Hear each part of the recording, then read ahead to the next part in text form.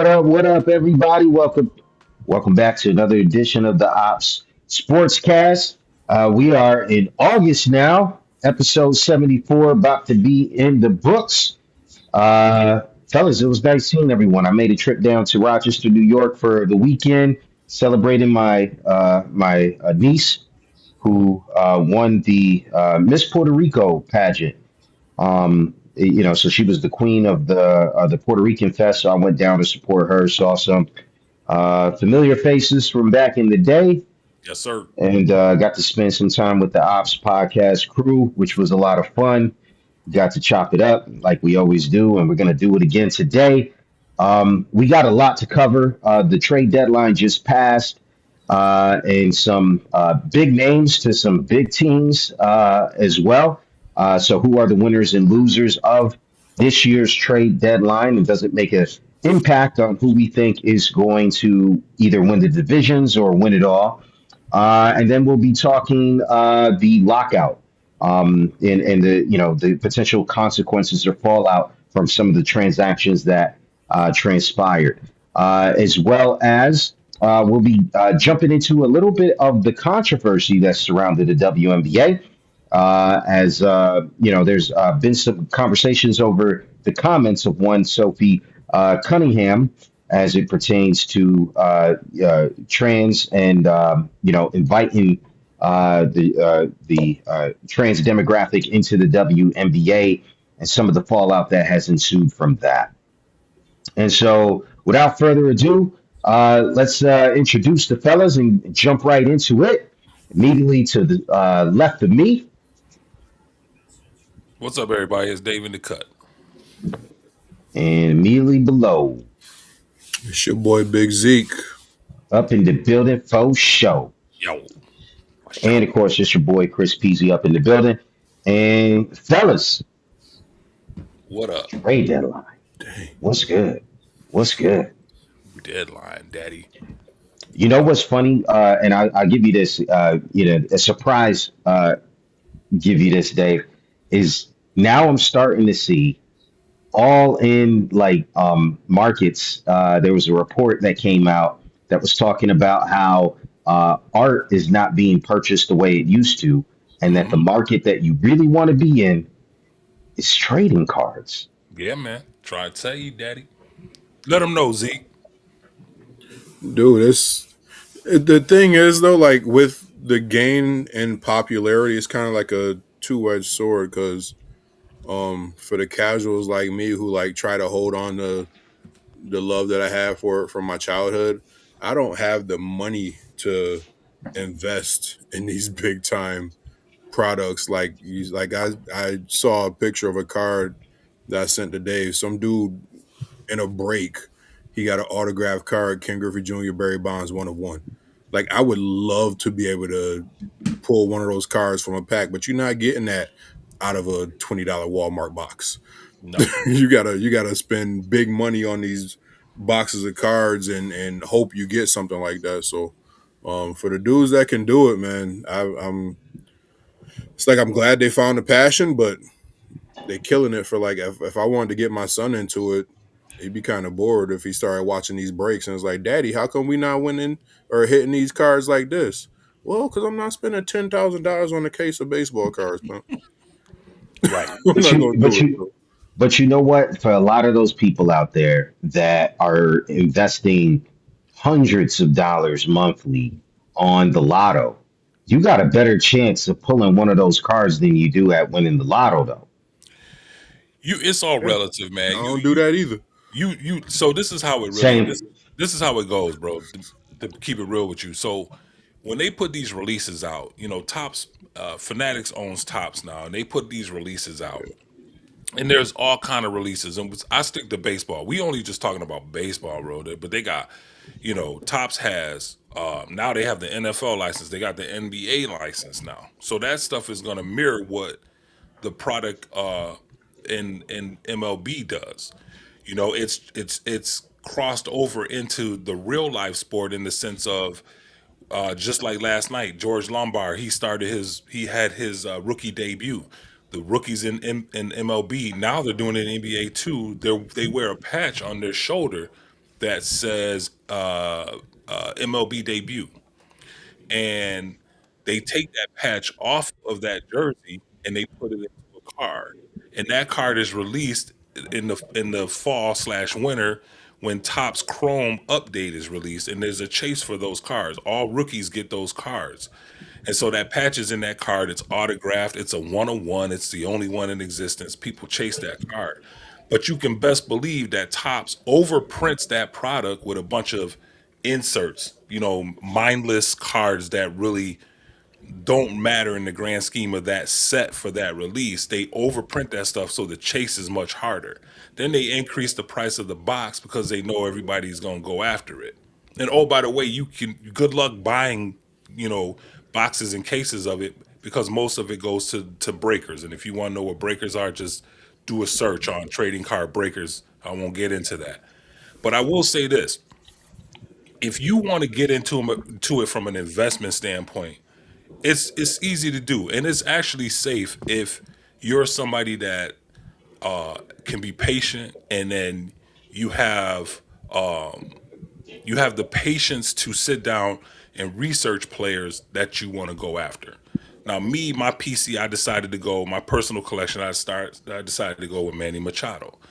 Manny Machado is destined for the Hall of Fame. He's not very popular. He's not well liked because he's kind of, early in his career, he was kind of a hothead. So a lot of people don't really like him. But you can't take away from what he's done. And he has beautiful cars. His cars are affordable for the most part. And I like collecting them. But I also just jumped on the PCA train, which is a more modern player. Pete Crow Armstrong, he's more modern. Manny Machado is a veteran, and he's got maybe 4 or 5 years left, if that. But Pete Crow Armstrong is a young cat who was a rookie in 2024, and I just started collecting his stuff. His stuff is a lot more risky because he's in it every day. Everything he does on a daily basis can have an effect on his cards, whereas Manny Machado is more established. So if you looking to get into it, vintage cars are a good way to get into it.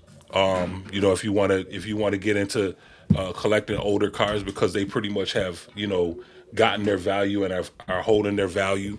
I collect the 56 Topps set. 56 Topps is a beautiful card, man. There's a lot of them still out there you can get your hands on. They're like, man, they got a good look to them. They look almost, I don't know if y'all can see that or not, man, but they almost look like paintings. You know what I'm saying? Yeah, they're So taking over for paintings. yeah, man, Yeah, they're art. Well, and we're gonna beautiful have a card, man. really well, who's that? He's just a role Steve. player. I Oh, can't okay. get it to focus, but that's Yeah, what it's a lot of 56 glare. Topps looks like, man. I mean, vintage. You could get into that stuff. So if you want to get into it, just do some research, but stay away from breaks. That's all I gotta say. If I could give anybody any advice out there, stay away from breaks. Buy singles. Don't buy boxes. Don't buy cases.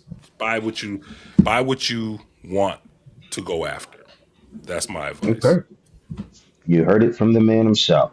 All right, well, we're gonna have a baseball kind of heavy show. Let's jump right into it, fellas. Let's put the first topic up on the screen. All right, man. Let's get it. Hey, what up, Lucito?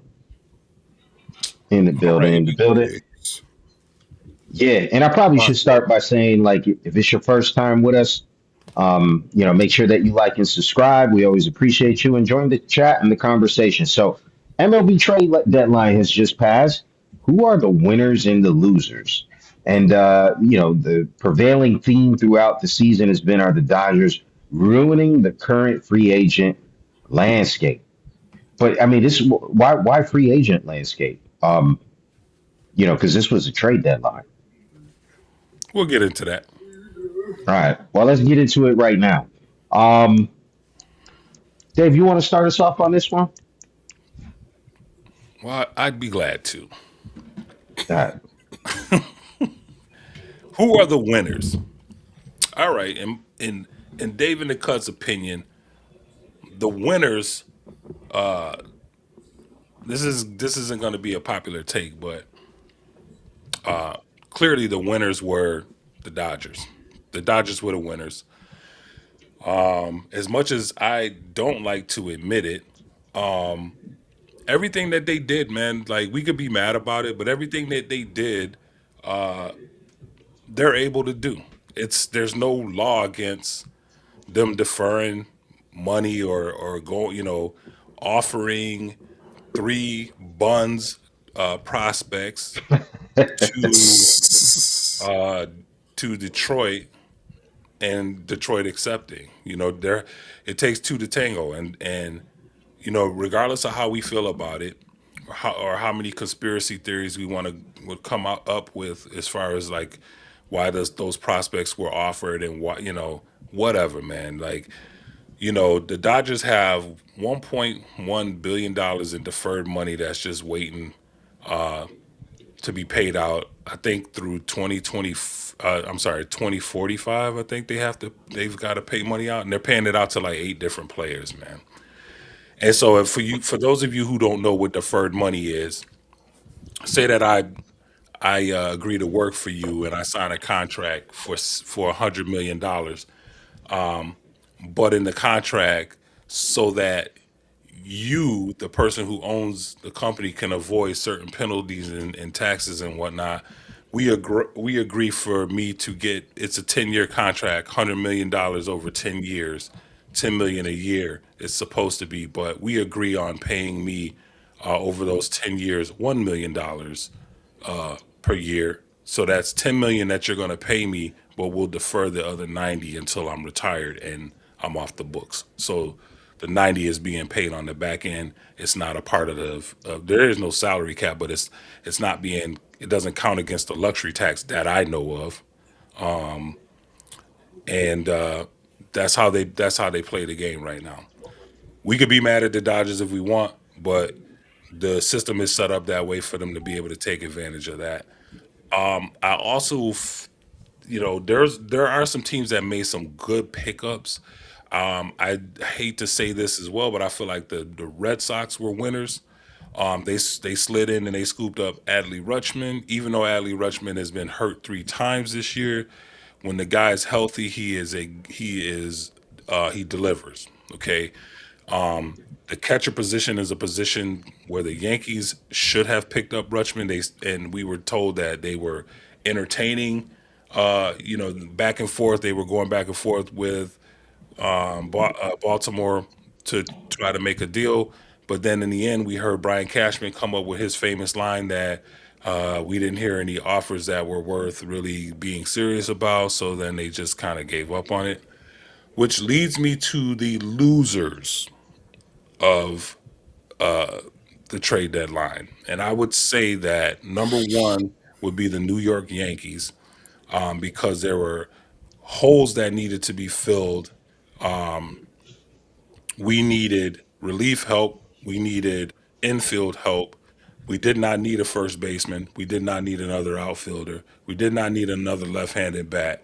We needed a catcher. We needed a shortstop, which they took care of because they promoted George Lombard last night, and my man went off. But we still need a viable DH. I think we did okay with grabbing Garcia for that role. He could play some first base too, and help to take some of the weight off of Ben Rice. There are no plans to play Ben Rice at catcher, which is great. I like that, but I think we are still in trouble with Ali Sanchez. I think that guy's name is, and then who got called up, and Austin Wells. I think we're in trouble. So there are there are 30 teams.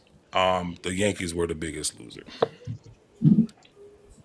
Okay. Well, I agree with you on the Dodgers. I'll probably have Zeke lead off the next topic. Then I'll jump in here. Um, I think I agree with you. Dodgers were definitely the winners. Well, besides the Knicks, because Knicks in five. Yeah, yeah. Um, Oh, we yeah, got six, but who's counting? we still on that Zeke. But yeah, uh, getting Tarek Skubal. For those who don't know, Tarek Skubal, widely considered the best pitcher in the sport, went from the Detroit Tigers to the Los Angeles Dodgers. The same Los Angeles Dodgers, I might add. that I said in the beginning of the season, it did not matter about the season because the Dodgers were going to win it all. Well, at that point in time, I did not know that the Dodgers would be getting the best pitcher in the sport.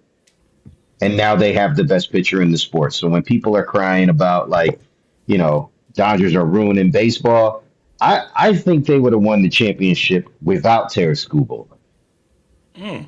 They're going to be hard to beat now. And they were already really hard to beat. I don't think there's any way that prediction comes back to bite me, but we shall see. We've been in that we shall see mode the entire year. But how if you're the Milwaukee Brewers? How if you're some of these other teams that the Dodgers literally? Here's what the Dodgers gave up for Skubal. They gave up a kid by the name of Zaire Hope, River Ryan, and Brady Smith. Zaire Hope and River Ryan were the fifth and eighth best prospect in the Dodgers system. There's a lot of other franchises out there that probably could have gave up some chips a little bit higher than the fifth and the eighth prospect because the other kid in the deal is currently 0 and 10 in the minor leagues. 0 and 10. And that was the third piece of that deal. And so a lot of people are there like really mad that the Dodgers, the rich get richer, if you will. But where were the Brewers? Brewers got a good farm. You know what I mean? Why couldn't they reach out and grab him? Who could not use the best pitcher in the sport? There's so many other teams that could have reached out and picked up Scooble for that kind of exchange, and they just didn't. And so the losers now become obvious. It's every team that's not the Dodgers because every team this season their season no longer matters. I don't think it mattered before. It definitely doesn't matter now. Congratulations. You're just like the Mets. You're playing out the rest of the season because you shall lose to the Los Angeles Dodgers before the end of the season. But if I had to pick one, fellas, I'm going to go ahead and pick the Miami Marlins, specifically their fans, for this reason.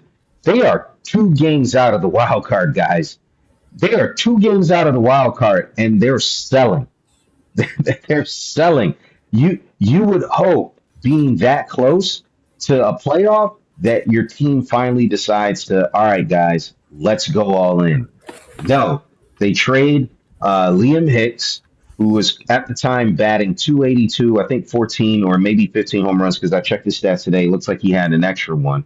Maybe he did that with his new team.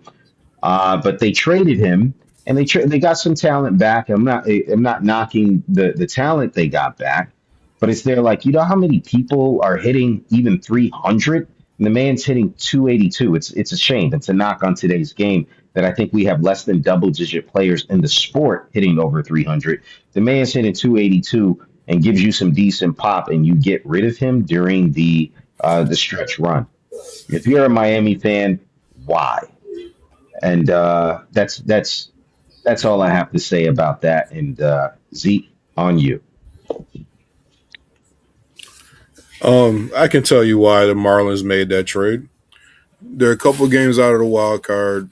Even if they make the playoffs, like you said, what's the point? They probably had the Chris Peasy mentality. We're not going to win anyway, so let's get what we can for whatever talent we got. Bro, I would forgive them if they did, because that is facts. Okay. Wow. Wow. The biggest winner, it's easy to say the Dodgers, but I mean, they lost his debut. So, I mean, one of the headlines that I saw was, "Oh, he'll fare much better in Los Angeles. They have a much better offense than the Tigers. He'll go out and he'll pitch, and they'll give him some run support." And he went out Hmm. like 6 innings, gave up 2 runs, and lost 5-1. So Yep. you still got to play the game, pimp. Um, it don't matter who you got on the mound. It don't matter who they got on the mound. You still got to go out and play the game. Baseball Yep. is funny like that. So I am going to be watching. It's going to be fun to see who's going to step up and try to slay the dragon. Um, biggest on the we had the Cubs. They made a bunch of big moves. They added a lot of arms to that rotation. Um, And swept the the Dodgers today. and they swept the Dodgers. So you had the Brewers. They went out and got Dustin May, who's having a really good season. He was pitching really well for the Cardinals, so now he finds himself in a playoff race with the Brewers. Biggest losers.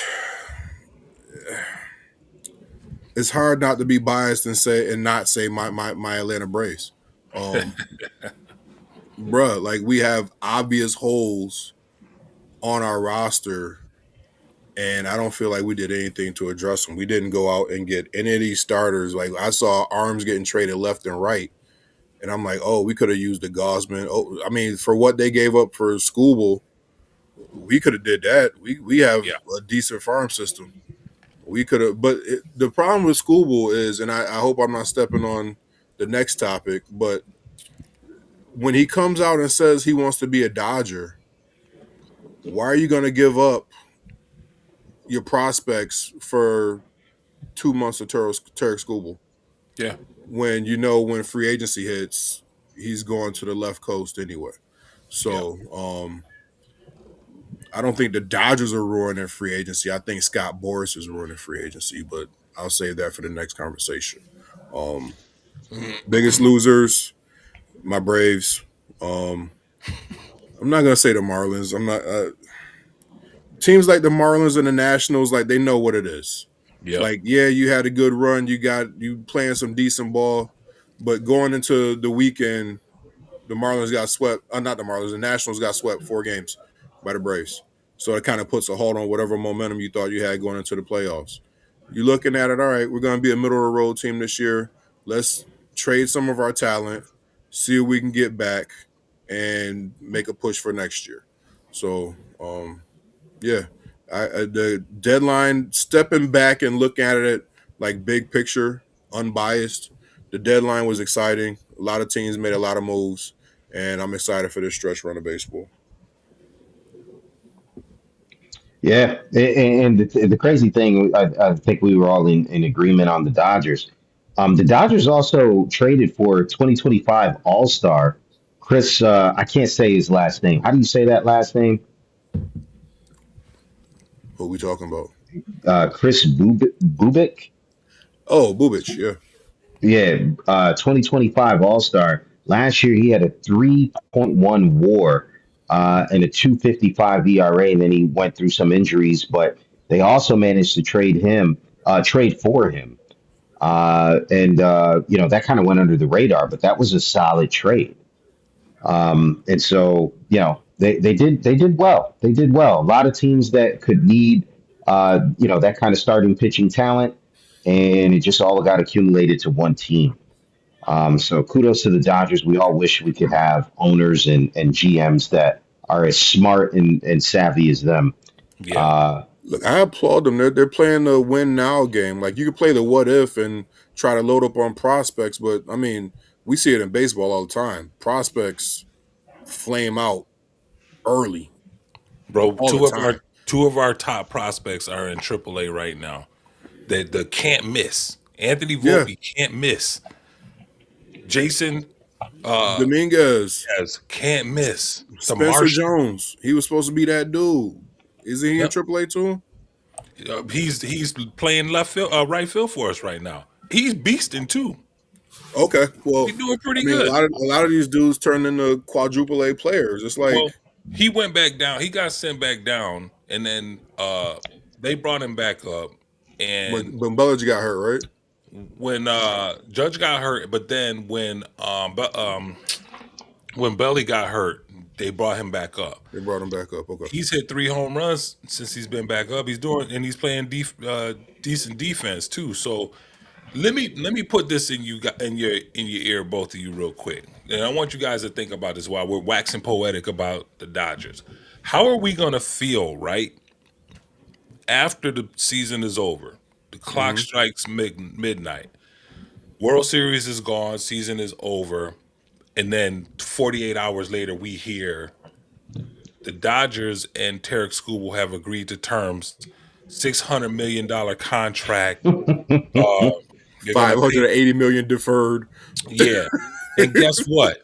Nothing they could do about it because they got it in before the December deadline for Yeah. the collective bargaining agreement. His contract could be grandfathered into whatever deal they cut, whatever the new CBA is. So a lot of people haven't thought about that. They haven't thought about the Dodgers could strike again, bro, with this deferred money thing. Who's gonna stop it? The I don't think the league has the ability to stop it. And then I think that the players union, when the contract doesn't, when they don't like the terms that are being pushed by a club, they can protest it. But I don't think they're going to protest another deferred money deal for Scooble with the Dodgers. So how do you guys feel about that? If the Dodgers are able to pull that off, you You think know, it's now worth that it? you mention it, it sounds genius because, like, if Scooble knows that he wants to get paid, force your way to Los Angeles so that way you guys can start talking contract details before the season is over. Because Yeah. if you know at the end of the day they're going to be probably the highest bidder, which they probably would be. I mean, I don't know who else would bid as high. I mean, you would think you got the familiar faces of the Mets and the Yankees and, maybe even the Giants. They like to, try to swing big every now and then, even though they haven't had much luck. But it's probably going to be the Dodgers at the end of the day, right? Who else do we think, if he was out in the open market, would realistically sign Scooble? They're gonna give him what he wants, and nobody's gonna be able to match them because they're gonna give him what he wants because they're gonna defer most of it, right? Right. And he's at the end of Mine's to the day, get it he's over gonna with. get what he wants. The other teams are. Here's the thing with that: other teams could do it, but other teams Hmm. aren't willing to wage the future of their franchises on deferred money. Man, deferred Mm. money is not smart. I don't care. I don't care how ingenious the move is right now. If you're dependent on the Dodgers are dependent on their TV deal money, right? They signed this huge TV deal. They have a TV deal which is amazing, and they're going to get this money. What happens when Otani retires? The unicorn is gone. There's nobody worth watching, right? There's nobody worth watching on that team because Otani is gone. What happens then? What happens from the time Otani retires to 2045 when they still have to pay all that money? I think if the Dodgers are smart, they'll kind of use Otani like Seattle uses Ichiro. He's still going to be around that team. He's still going to be bringing in top talent from Japan. Yeah, he's not going to be on the field, but he can convince like the talent that watched him playing growing up and grow up to idolize him. He'll probably be able to bring some top talent from Japan to the Dodgers and keep them relevant. Mark my words. You could write it down, man. Get it tattooed on your arm. When Otani retires, he is going back to Japan. And I'm gonna tell you, he don't want to deal with that California taxing his money, man. He leaving. He's gone. I didn't say he was going to live there. He was just going to be around. Like that income is going straight to Japan, but he's going to have that private jet where he could just fly over the Pacific whenever he wants to I don't and know, still man. have that connection. I think Think of it wifey, like this, fellas. nah, man, what you doing?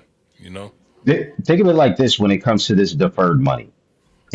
Let's say, if would you be surprised if Scooble signs for $275 million? So,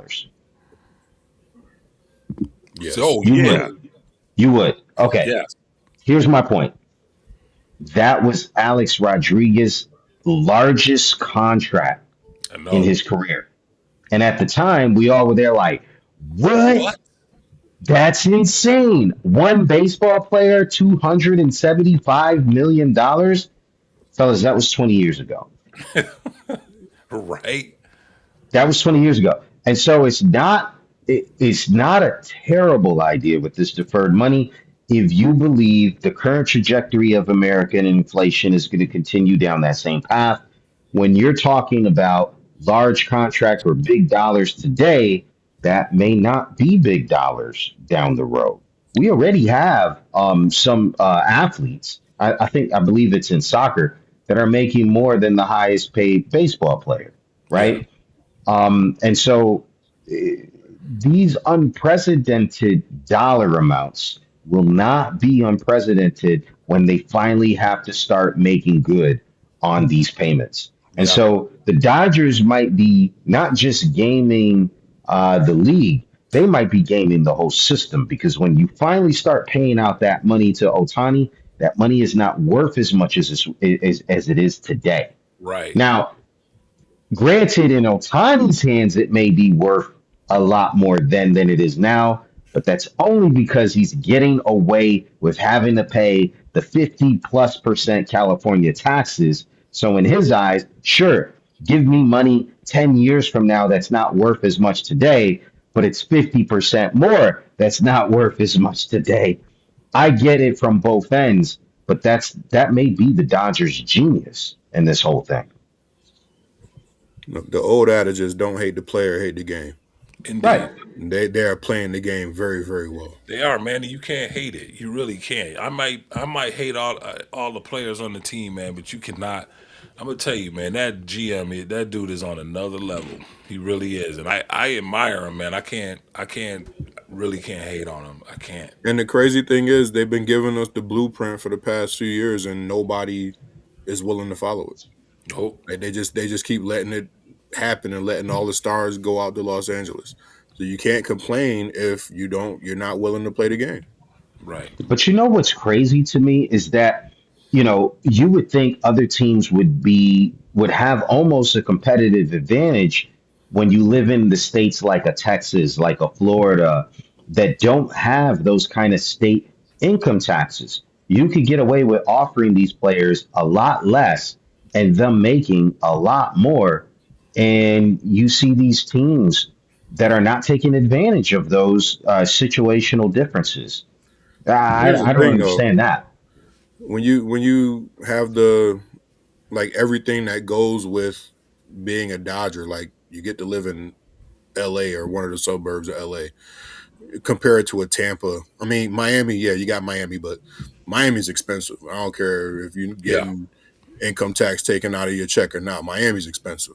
But you got like Tampa or Houston or Arlington. Like when you compare that to the glitz and glamour of Hollywood, you got a lot of these players like a Freddie Freeman. You can't tell me that him being married to a uh, young woman who is into the whole social media influencer game. I gotta choose between Atlanta or one of the suburbs of Atlanta or LA. They're out. They're going to Yep. LA. I Yep. mean, they use the whole, oh, I want to be closer to my dad. Bruh, you're Freddie Freeman. You could move your dad to Georgia. Like, you can move your dad anywhere you want to. You're Freddie Freeman. That So, still yeah, stings on it. It still stings, don't it? bruh, I That hate whole it. I hate it. I hate it.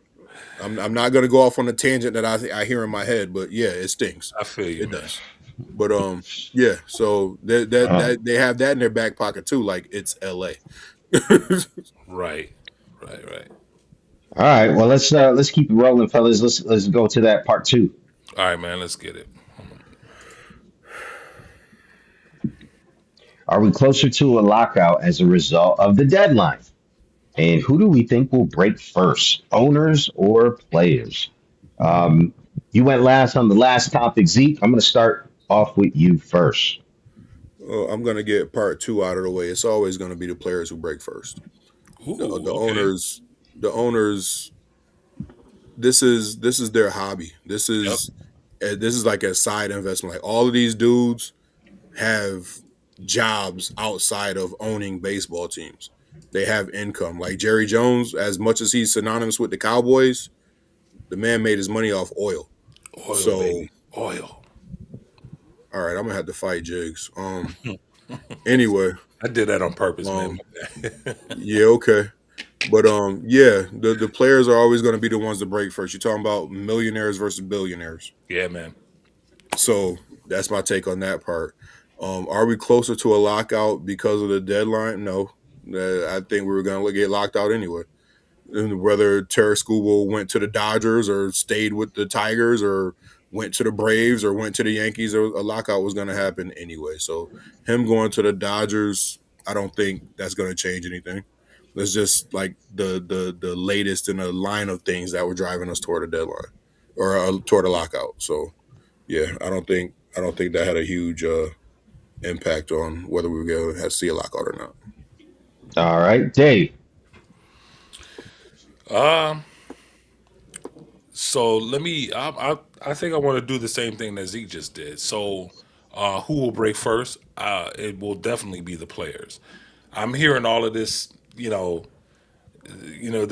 act like they're going to the mattresses, man. Like it's like it's some kind of mafioso, wartime thing. The players. I've never seen the players more locked in and more, dedicated with to each other than now. And then, the owners saying the same thing. It's like all of this propaganda, and it's like, the war chest is this amount and blah blah blah. It's like what we know was we're all married men, and we know what time it is, man. I don't care how much money you have. At some point, when your household is in a position where bills have to get paid or Hmm. certain luxuries have to get cut out, there's one voice that rings louder than the rest that will say, "What are we doing here? What Hmm. what's going on? Why is this happening? And more importantly, what can we do to put a stop to this?"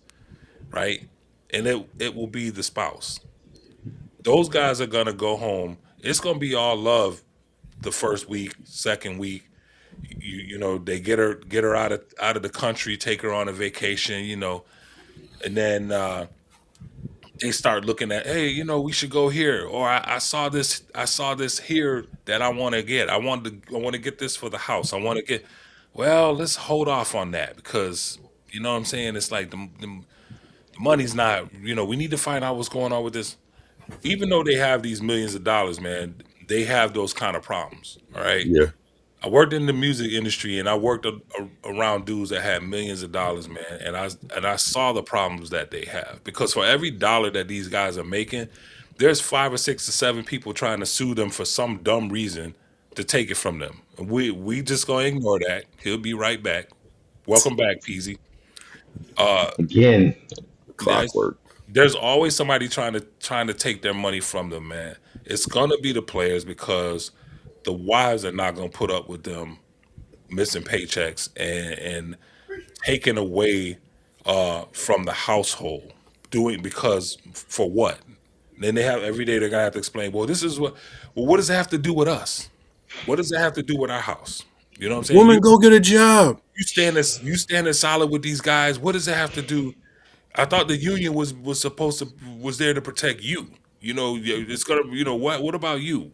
So they're gonna hear that story, bro, and it's gonna be a wrap. The players are definitely gonna break first. I think the owners would, like you said, Zeke. This is like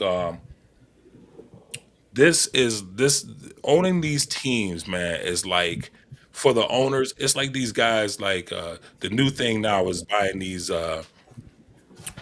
RC model jets with the real with the mini, not the propellers, man. They got the real jet engines in them, and they making Okay. them bigger and bigger. They the size of cars now, right?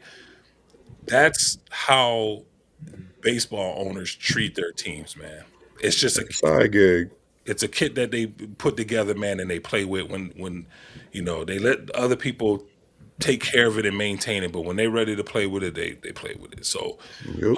the owners, they may not get everything they want, but I feel like they're gonna get a majority of what they want.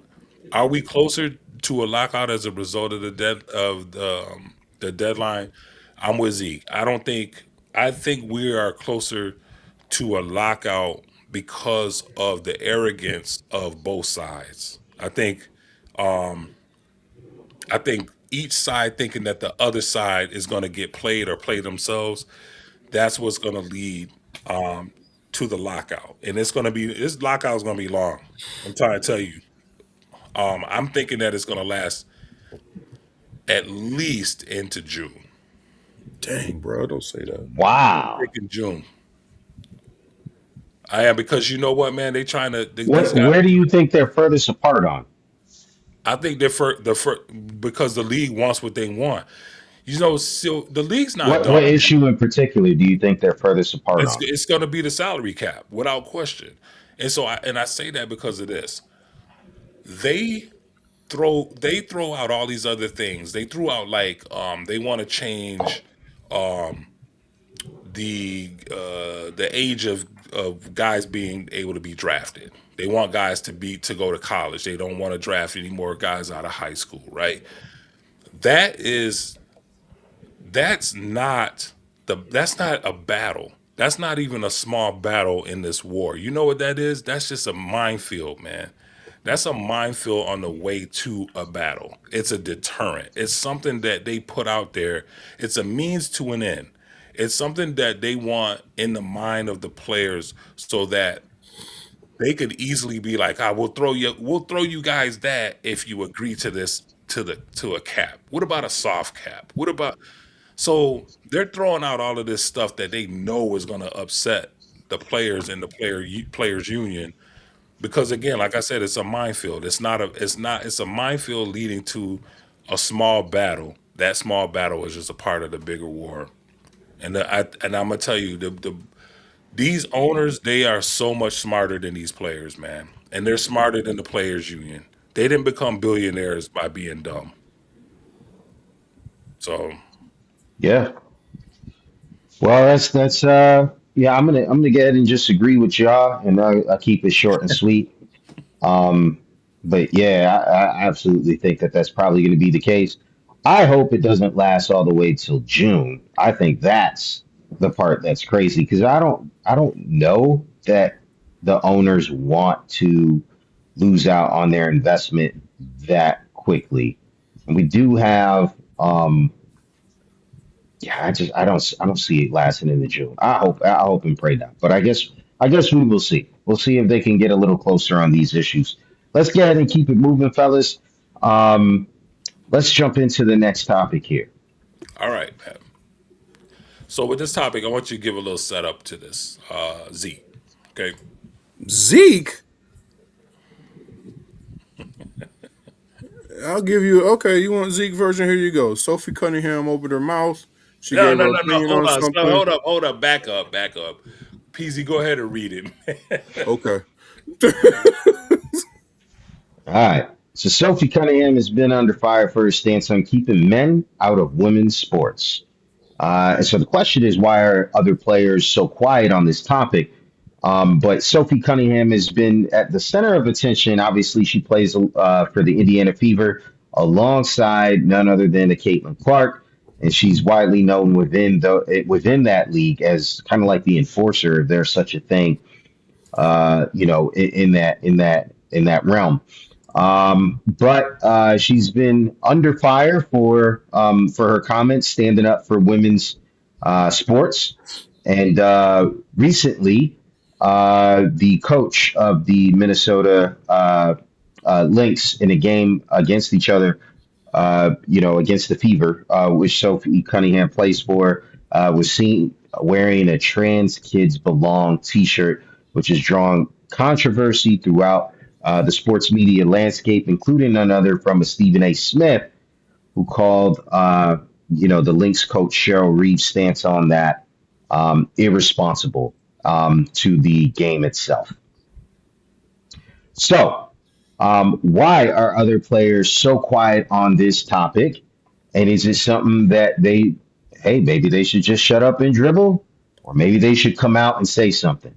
Uh, Z, if you want to give your spin on that now, go right ahead. Or did I do a good job setting that up? Good job, pimp. All right, here we go. So, um, this is one of the few times where I can say, I agree with Sophie Cunningham. Um, she's not. We need that record. Yeah, yeah. Like there's no secret that she's not one of my favorite people in the world. She's not one of my favorite players. I think she's a troll. I think she gets overhyped because she plays next to Caitlin Clark and she defended her after a hard foul one time, and now everybody wants to be Sophie's friend.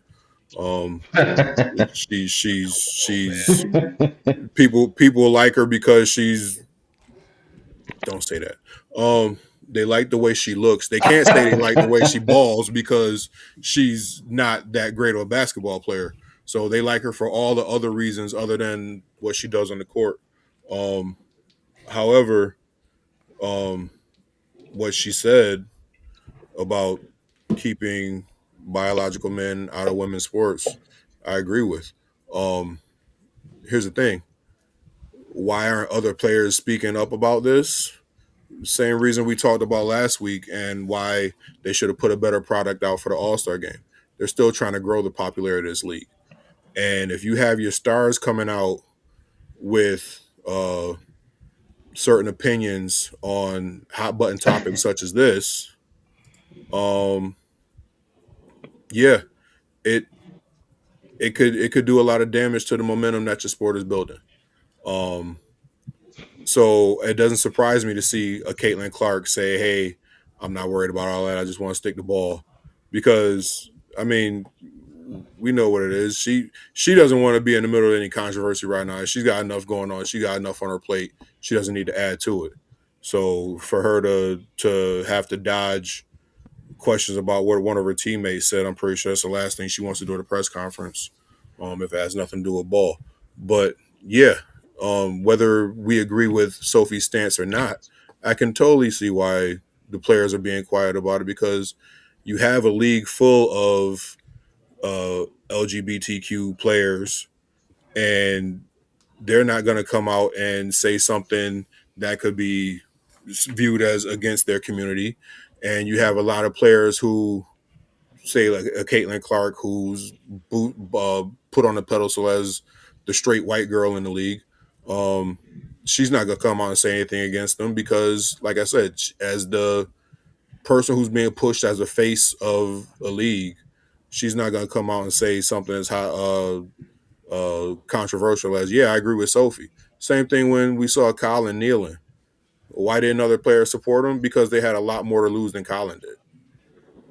And I think if you get an Asia Wilson and a Caitlin Clark and an Angel Reese and a Nafisa Collier, um, they're not going to come out and sabotage what they've been building for the past couple years by coming out and agreeing with Sophie or disagreeing with Sophie. I mean, they're not worried about losing fans, quote unquote, who want you to agree with Sophie, because those people probably weren't fans of the NBA or WNBA in the first place. They want to make sure that the fans who are fans of ball stay in watching the games. So they're trying to protect the bottom line and the bottom dollar in the league by keeping their comments to themselves, which I applaud them for. I mean, any other time something comes up like this, it's like you said, Chris, shut up and dribble. We don't want to hear about all that. We just want to watch ball. Well, they're trying to give you ball. So, yeah.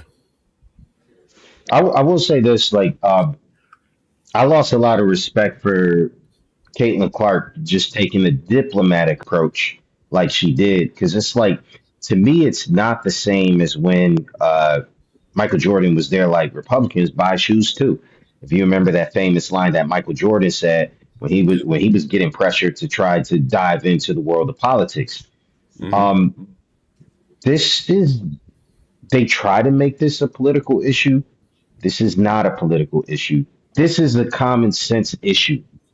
And that's why I kind of lost a little bit respect for Caitlin Clark, because this is not about, like, man, I don't want to dive into controversy. This is the sport itself, bro. Like, what do you mean you're not going to take a stand for women's sports? That's why you're famous. You don't want to protect the game for future generations? How irresponsible of you. You know what I mean? Like, bro, like, they let men into women's sports. Like, you're done. And the next generation is done. Like, there's literally I forget, I didn't write it down, but there's literally a guy who took to the news, a millionaire, who offered $10 million, threw $10 million on the table and said, the champions of the WNBA versus a high school team. Winner walks away with $10 million, right? And he was serious. He was trying to prove a point. And we've seen that in other sports. We've seen the Williams sisters back in the day, go up against, Williams is the pinnacle of golf, go up against a man ranked outside of the top 200 and get whooped, right? And so it's like there's common sense and then there's political issues. This is just common sense. It's not a political issue, in my opinion, although they try to make it be.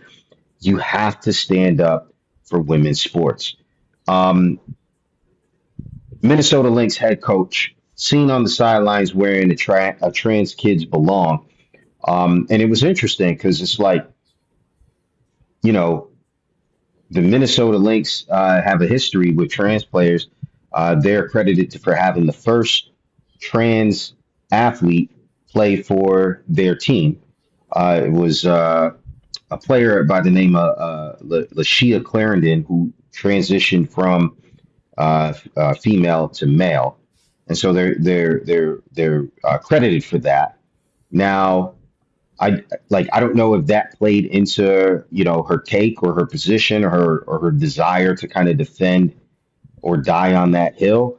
But to me, it's just like you don't have a job if there's no women's sports. I mean, you just don't. Like, why wouldn't you defend it? And to be fair, it wasn't that Sophie Cunningham was coming out as anti-trans. That's not what she said. If you actually listen to her quote, she said, "quote I want to protect young girls in a locker room. Young girls in sports shouldn't have to go against a biological man." Where's the lie? Where's the lie on that, right? If you had a daughter that was aspiring to be in the WNBA, fantastic. You want them to have to deal with that?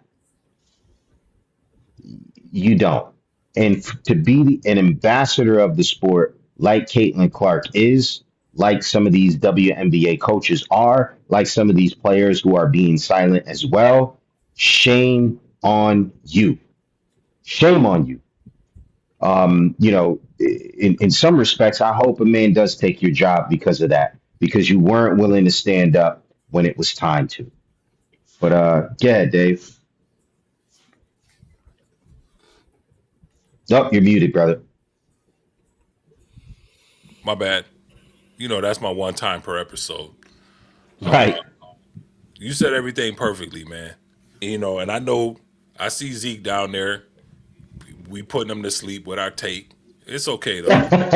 You're All not good. putting me to sleep. It's just the angle the camera is. It looks like my eyes are closed. I'm wide awake. But hey, listen, man. When I go see my granddaughter cheerleading, bro, I want to see my granddaughter and other little girls on her cheer line. I'm just keeping it real. Now maybe that's a bad example because there are male cheer teams. Don't please don't get it twisted. All right, but I just I feel like this whole topic, man, it just will not go away. And like Chris said, man, it's common freaking sense, man. It's common sense, man. Like we start a league. We have the WNBA, the Women's National Basketball Association, right? We got the NBA.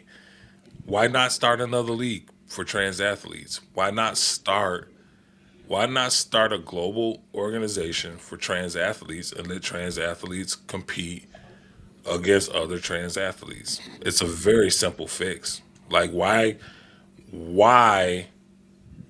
would I'm gonna get myself in trouble? I'm gonna leave it at that. Just start Nah, another. you always tell me to speak my mind, man. Say it with your chest.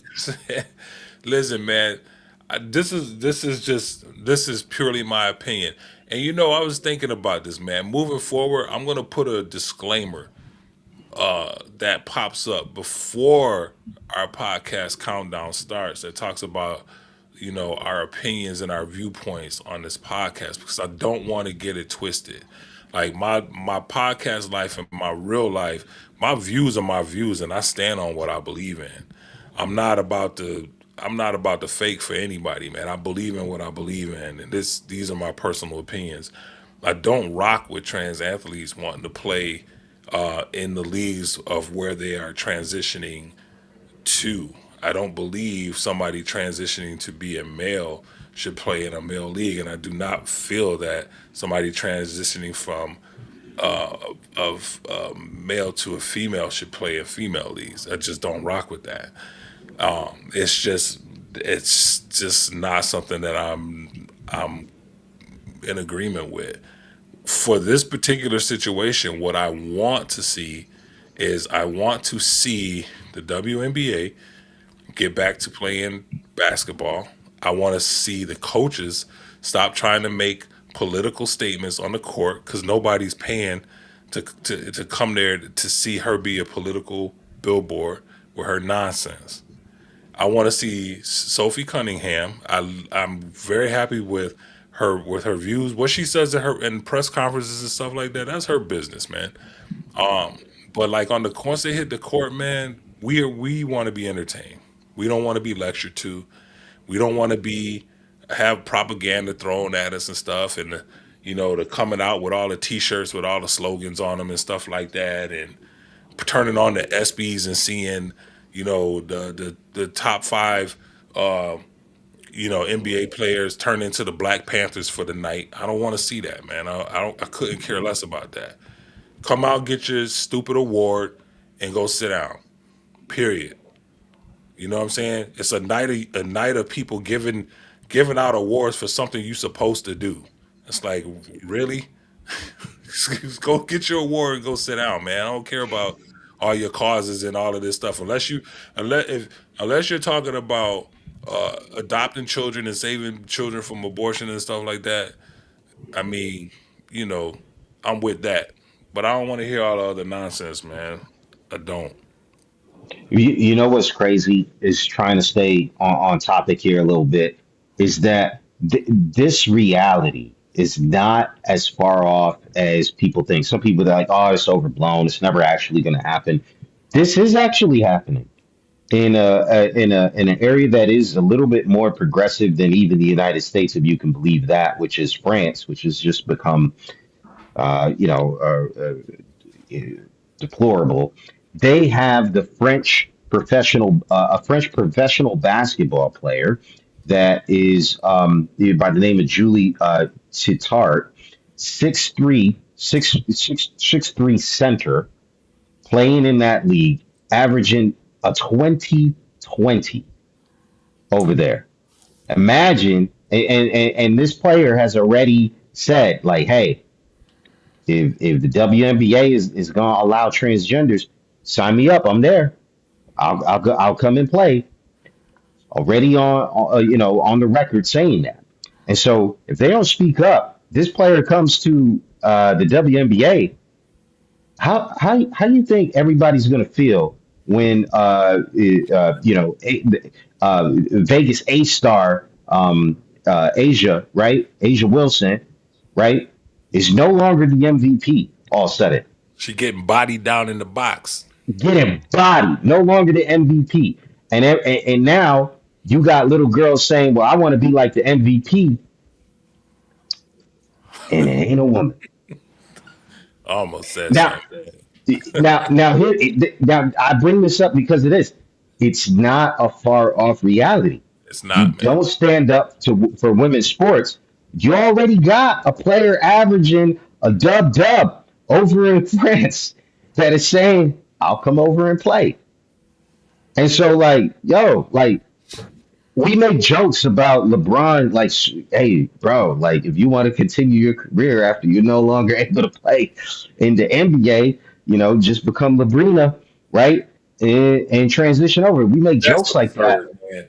But, like, real talk, man, it's not even, you don't even need to take it that far. And you can see this becoming a realistic problem.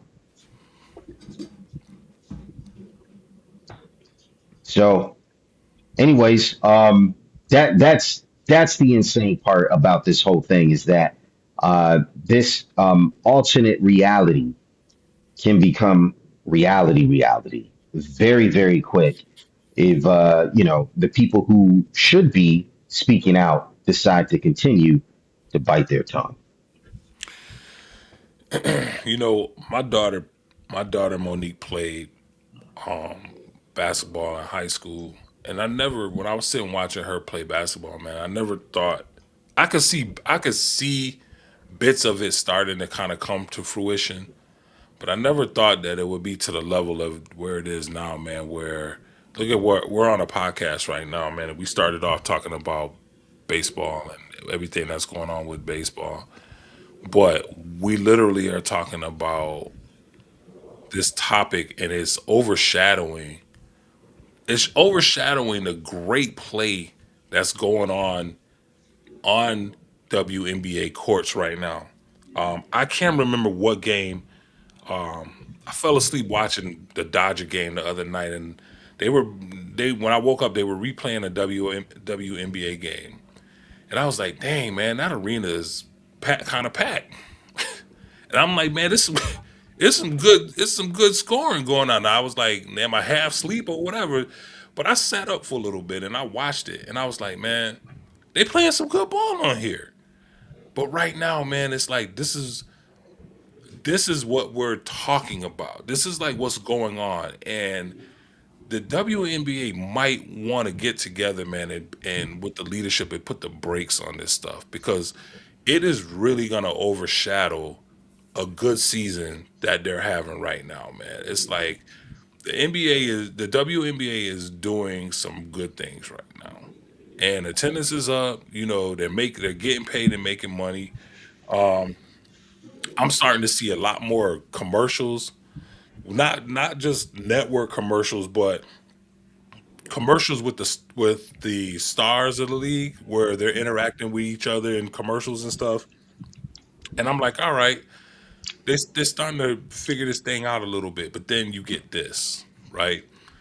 Now, Sophie she's a huge troll. She really is. And I think this thing started off with the whole finger pointing thing, and then that one thing led to another. You start getting invited onto podcasts and onto late night TV, and then next The thing you know, UNC ring girl.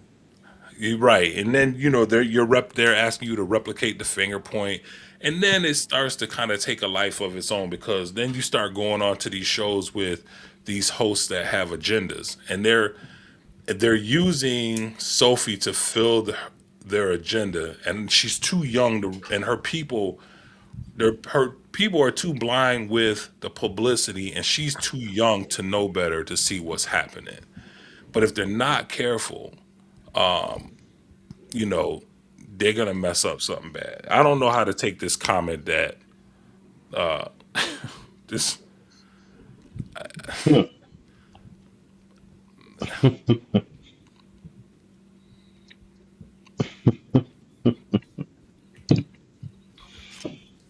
get your boy Dave, man. Yeah. Dave, what do you consider too young, Dave? I mean, she's not some rookie. No, no, no. I'm not talking about young age wise. I'm talking about like what are these young athletes? What's everybody chasing these days? They want the literal bag, plus they want the bags. They want the 80,000, $100,000 bags. They're they're they're young in the mind where they don't see the road that they get put on with these types of issues and like these types of topics. When it starts off, it's all fun and games, but they can't see the forest for the trees. And what I mean by that is it starts off one way, right? And then it looks like everybody's in your corner. You go on Pat McAfee, you go on, and it's just like, oh, do the finger point, do this, blah, blah, blah. And it's all fun and games, man. It's all fun and games until they they say, all right, the show's over, cut, here's your check. Okay, go on. And then people are talking about you on social media and stuff like that. And those people that, had you on the shows, they're not coming to defend you. The youthfulness of it all is living in the moment. It's like they're in the moment because they're so focused on building a brand. They want their brand to be, my brand is this, and the brand becomes the most important thing, and the image becomes the most important thing. I got to do this so I can have this and I can show this off. That's what I mean by young. It's young in the mind. they don't realize like, okay, you did the finger pointing thing and it was funny, right? And it lasted for so long, right? Um, let it let it let it die. You want to be a social activist? Don't do it where you make your bread. All right, leave it off the court because there's going to be consequences to it. And then the thing that you love to do the most, the thing that you grew up loving to do that you didn't look at as a job will now become a job. Now I got to show up and I got to go dribble this ball. I got to go put this ball in the basket. I got to do it while all these people, every arena they're booing at me. Even at home, there's some lunatics in the crowd that's yelling at me or waiting outside the arena. It becomes a job. And a lot of times that stuff happens, man, because you don't plan your path out. You don't think to navigate that lane a different way before you start going down it. So when I say youth, man, it's like they put the brand and they put all this other nonsense before they take a really long look at reality and what the situation that they're really living in. That's what I mean by that. All right. Do we got any happening today? Nah, man, we Man, done y'all deaded that months ago. I we stopped No, done. looking. no, no But roundup. now that you mention it, I would like to bring something up. So the MVP race is going on in MLB right now. Who do you guys think the odds-on favorite is right now for NL? Who would you It's say got NL? to MV, MVP. PCA and Otani probably PCA is got to be up there. What That about man's balling. who would you have for AL? for AL. And it's no Judge this year. Um, man, who would be? I mean, there's no the two from last year. I mean, Big Dumper. I mean, he's It's not terrible this Raleigh. year.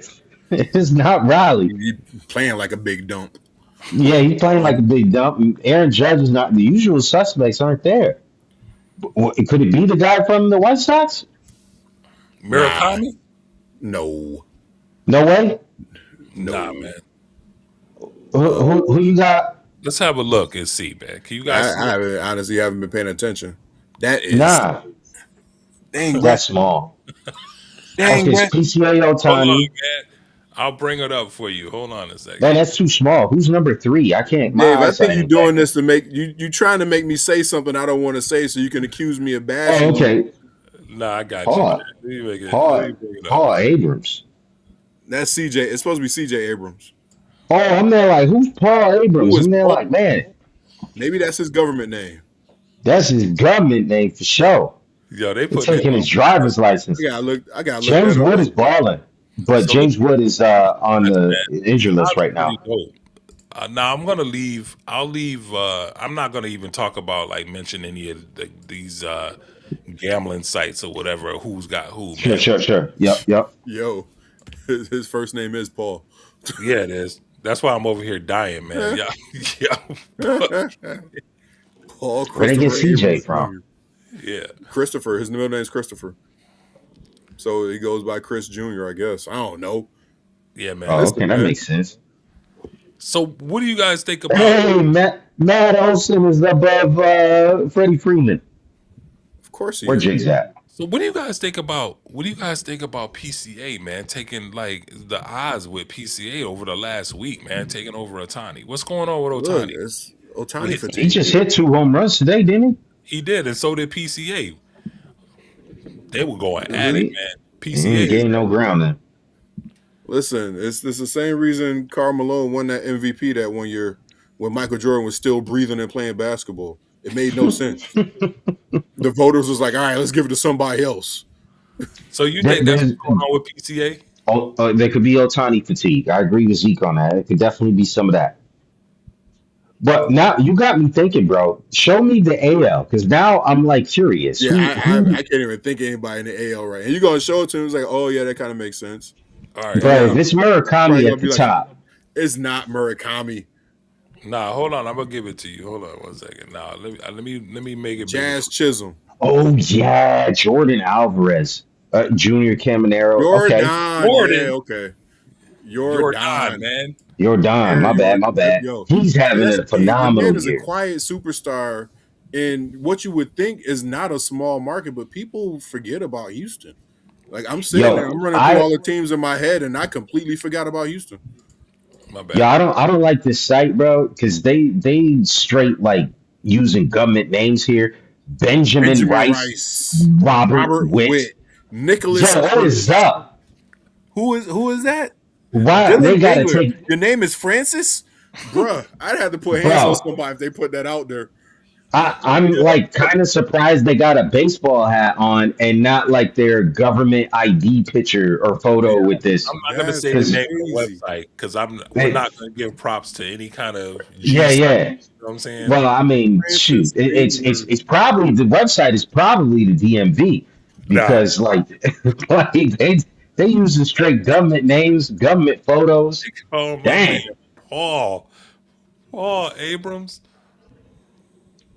Come on, man. Mama name him that's Paul. wild, I'm gonna call him I'm gonna Paul. call him Paul. right? All That's right, crazy. that's all I have for that, man. I just Francis, wanted to yo. see you.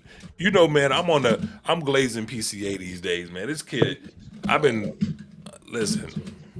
PCA is that Yo, dude. it's crazy how high up the rankings Bobby Robert Witt is, right?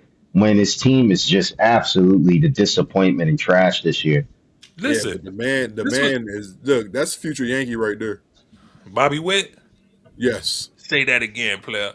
he not gonna be in Kansas City long. Go ahead and say that again. As soon as he can Listen, get man. out, he Wait, out of there. He's not a what do he's not you? a Scott Boras guy, is he?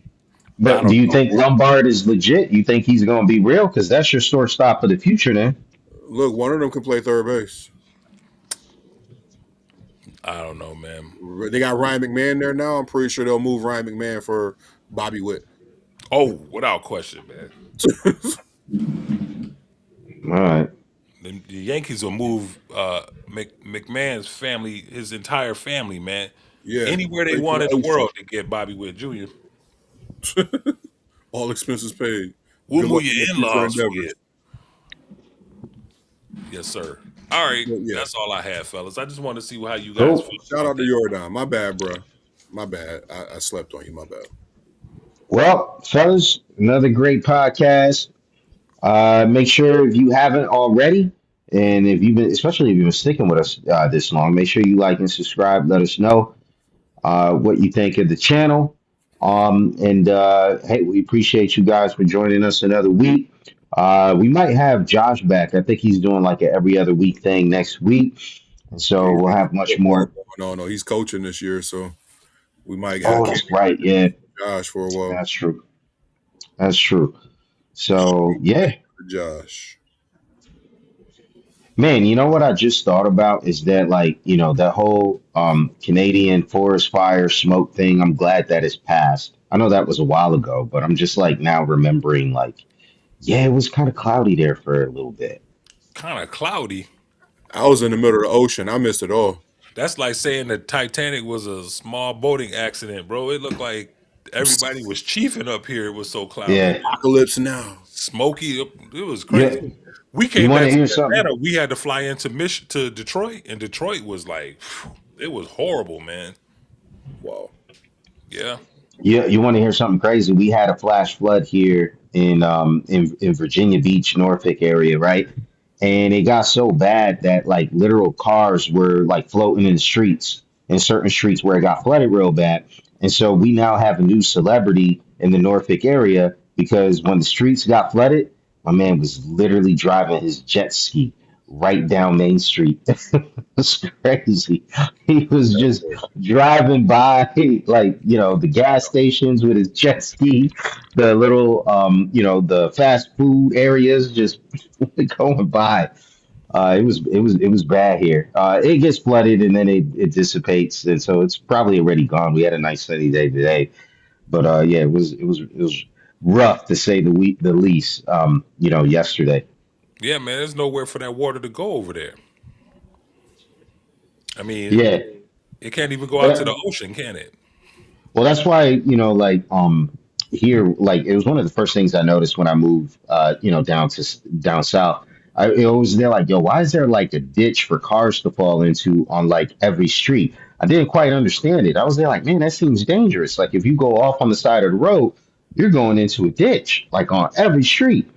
And it was because like, that's where the water needs to run off to. And It's they, too they high. have flooding problems, and so that's how they mitigate it. Yeah, that's But crazy. some areas are better than others. I need to Yeah, get yeah. my civil engineering degree. Come up with some kind of drainage system for y'all. I can make a Hey, mill for Jesus. Paul Abrams just tripled and the Nationals took the lead. Good job, Paul. Yo, Dang, for the bruh. rest of the year, we should just start calling Tuesday government on here, man. Gov- Francis Government name. Dingler. That's the one that killed me. Francis Dingler. Yeah, man. Man, Wait a been minute. dealing for years. Wardell Curry with the 3-pointer. Wardell Curry, right? George Griffey Jr. That's right. You see Wardell last night? He was killing him. People like, ooh. Right. Who's that? Yeah. All right, fellas. Well, thanks for joining us again. Make sure you like and subscribe, and we'll check you guys out next week on the Opps SportsCast. Peace. Peace.